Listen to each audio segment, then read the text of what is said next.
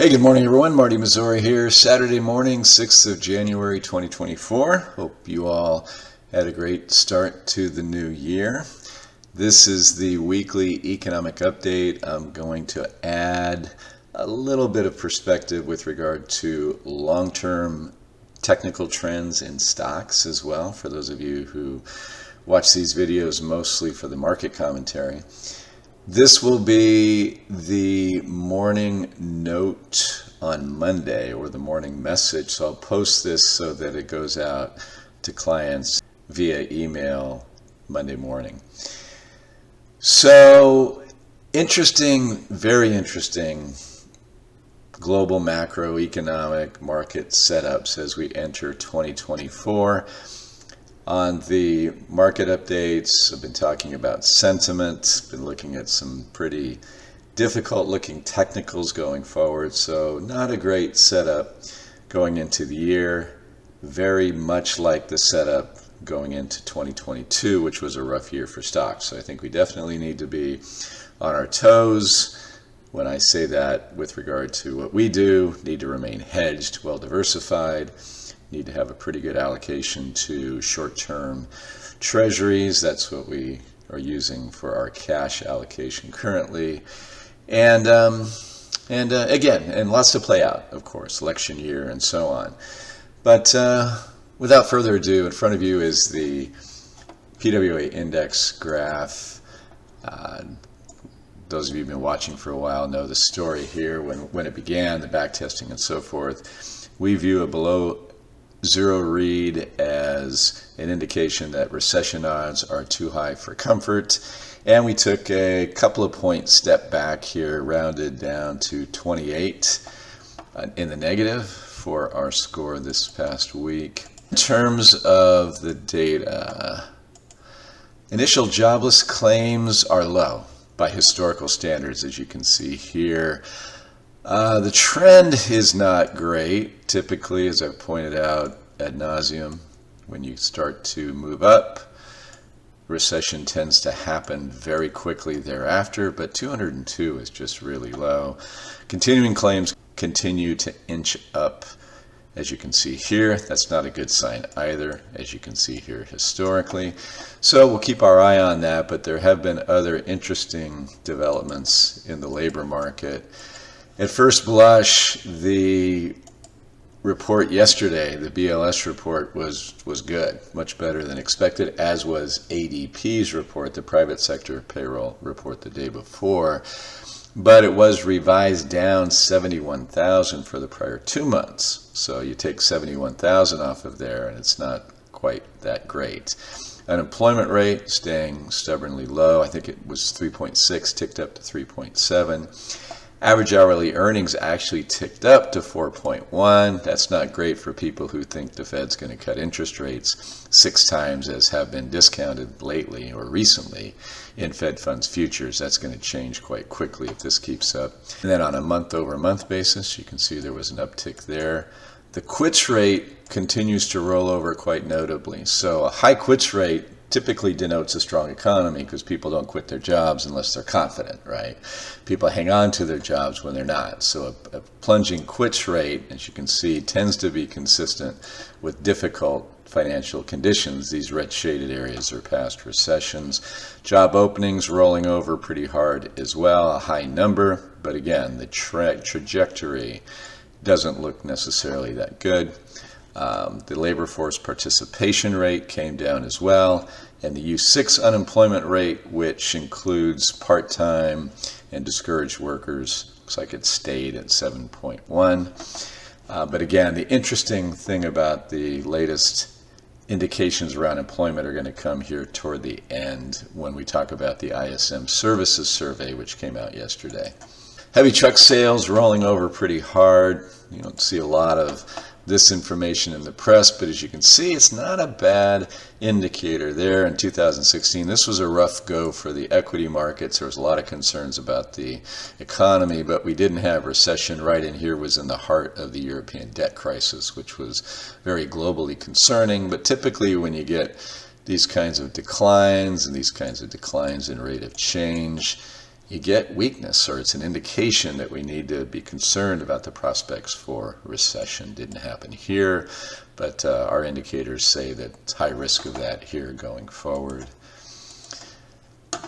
The economic surprise index for the U.S. is almost in the negative. When it's a plus, that means the data is coming out better than what economists had forecast, but it's just barely at this point. So you can see that trend developing there as well. But I will say this is a noisy indicator.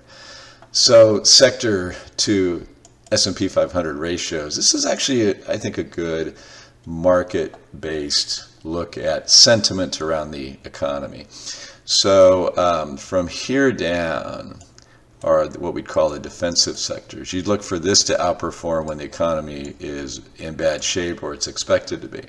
So this is staples, utilities, and healthcare. Below 100 means they are underperforming the S&P, and they had been all three, but you can see healthcare the last month is actually outperforming the S&P by a full 3%. That's not small. Tech is grossly underperforming of late. Financials, I think, reacting to a spike in yields, which we flagged before it happened in the market updates. That's bullish, at least on a knee-jerk basis for financials. Consumer discretionary notably underperforming. That's not a good look for the economy. Materials holding up just barely above the S&P. That's a positive look, but energy's a little bit below and industrial's a little bit below. So this went from positive to neutral in our overall scoring. And then let's see. And then we have the services PMI. I featured this on the written blog, and I think I talked about it in the video at the end of the week as well. So I showed you here that, actually in the written blog, I don't think I went into detail here on the video, but in the written blog I showed you that the white line tends to roll over first in a weak economy. That's the manufacturing ISM, Institute for Supply Management Index, which is the scoring of a monthly survey. And you can see it rolled over here. Services continued to ramp. This is a very distorted picture because of all the trillions that were thrown into people's pockets. And you see we're in recession territory. We've been there for well over a year in manufacturing. Below 50 is a recessionary score. Again, European debt crisis and that 2016 scare didn't culminate in recession, and we never got services below 50. We're threatening right here. And again, pointed out a lot that the pandemic savings, what's left of it, is being spent on experiences. Of course, that's going to show up in the services survey. Above 50 means growth, but you can see we're getting growth in the space at a slower pace is what that means. So now the big red flag comes from the employment part of the ISM services survey. Remember, that's where all the jobs are happening. That's where all the activity is happening. And as you can see here, folks, for the life of this survey, we have never had that component that low without being in recession. And remember, recession is the element or is the condition that brings the ultimate last leg down of the bear market that we actually think we're still in. So that's something to be concerned about, and that's what a lot of folks are focusing on. When employment breaks down, that's the straw that breaks the camel's back. So we shall see. I'm never close-minded to the prospects that some indicators, like the yield curve, which is very inverted right now, the leading economic indicators to coincident indicator that we use for our own macro index, that sort of thing. These things are flashing signals that they never flash unless there's about to be a recession, but they've been flashing for a while. We've talked about why this has been an elongated process from Fed tightening and these signals to recession, but who knows, maybe it won't happen. We'll keep our open mind, but of course we have to accommodate for these risks in our portfolios. And then the new orders index within the ISM services survey. You can see how it looks prior to recessions and during tough times, and look what it looks like right here. Okay, so if you think we're being bearish because we want to be, that's unequivocally not the case. And I would prefer the term cautious right here. as opposed to bearish.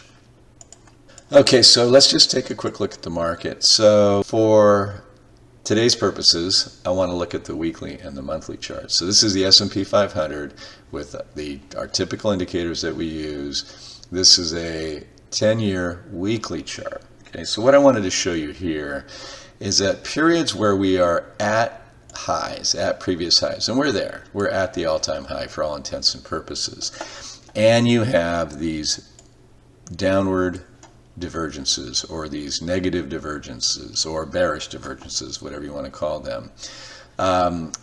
You very often, very often tend to roll back over and often establish a new low for the cycle. So we're not going to go into new all-time high territories without a bearish divergence both in the MACD and the RSI on the weekly chart. We could ultimately get there and we could ultimately burn through these, but we've got a ways to go, folks. So this is something from a purely technical perspective that we have to very much respect. History essentially demands it. And then on the monthly, look at a 30-year monthly chart. Utterly no chance that we're going to burn through these divergences anytime soon.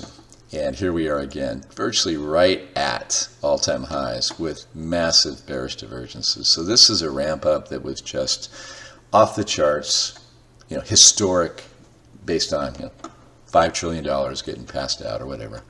And here we are with a buy signal on the monthly, and that we need to respect. But the trend, the divergences are dramatic, right? And here's what it looks like when you get a new high.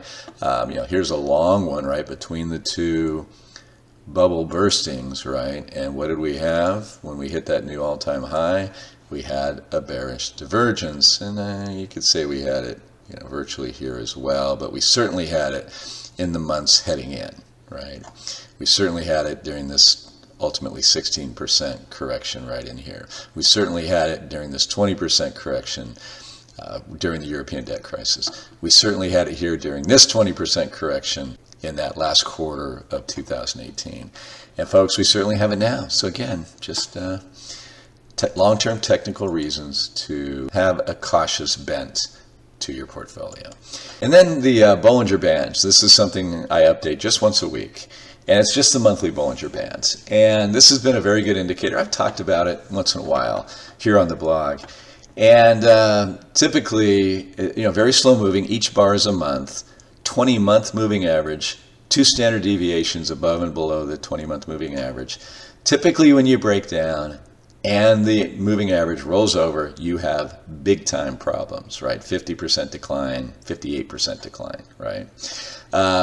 You came down 17% decline, 20% decline, 20% decline, you broke down, but you never rolled over, right? The 20-month moving average, when it rolls over, 27% decline. When it rolls over, I didn't measure this one, but that's a big one. That's a big one. We started to roll over, but then again, all those trillions came in, and it was saved it right here at the lower band. And then we broke above it. That's unambiguously bullish. And then retested it, unambiguously bullish. Here's my problem, is that this is actionable unless our recession light is lit, right? You got to go back, but here, steep decline, came back, retested it, bounced back, but then rolled over heading into recession, right? Mild recession in the early 80s, and then came right out of it looking good, but then we had a recession and rolled over to the tune of 27%.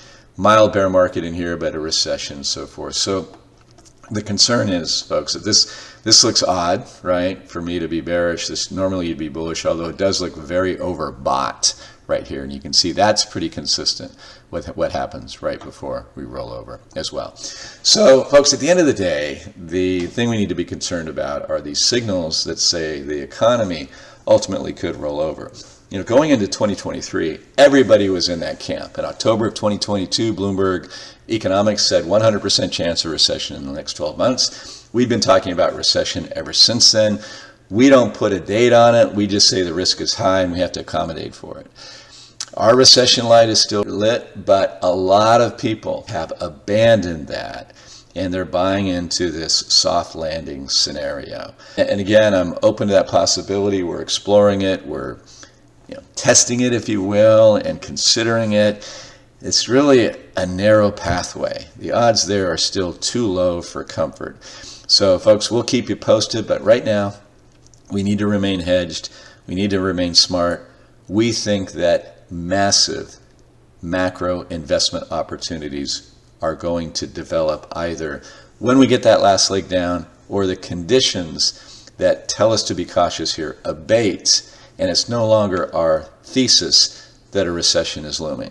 Either way, it's okay. Either way, those opportunities are worth going for in a smart and responsible manner, of course. But right here, our base case is there's a good chance that the pricing of these things that we'd love to buy could very well get notably cheaper than they are right here. Thank you, folks, as always, for watching and listening, and I'll be back soon. Take care. Bye-bye.